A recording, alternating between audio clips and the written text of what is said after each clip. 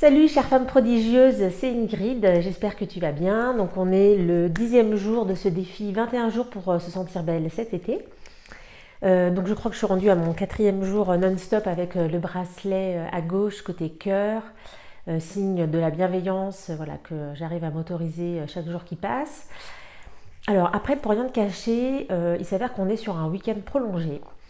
Donc du coup là je suis en famille, c'est le 3e jour de ce week-end prolongé et j'ai quand même remarqué qu'il y avait quand même une relation de cause à effet entre la bienveillance que j'arrive à m'offrir lorsqu'on est en famille, dans un cadre j'allais dire protégé, et lorsqu'on est sur des journées traditionnelles de travail où on est confronté au monde.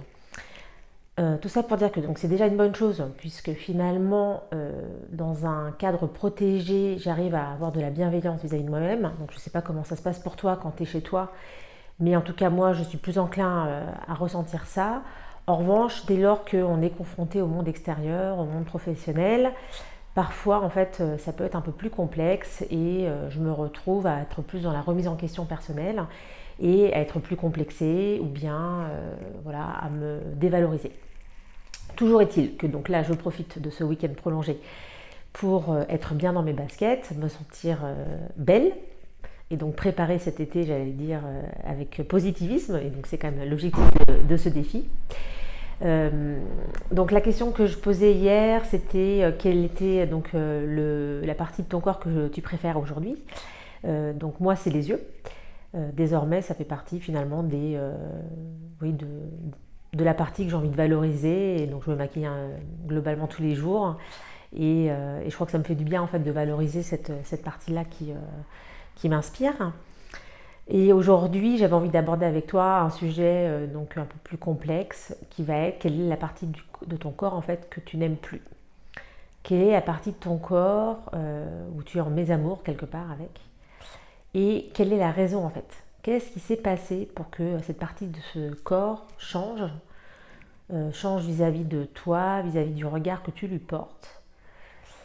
Et pour aller plus loin dans cette démarche justement de compréhension, qu'est-ce qu'il a vécu en fait? Qu'est-ce qu'a vécu cette partie de corps qui a fait qu'il y a eu un grand chamboulement et que du coup tu n'as plus le même regard que ce que tu pouvais avoir dans le passé.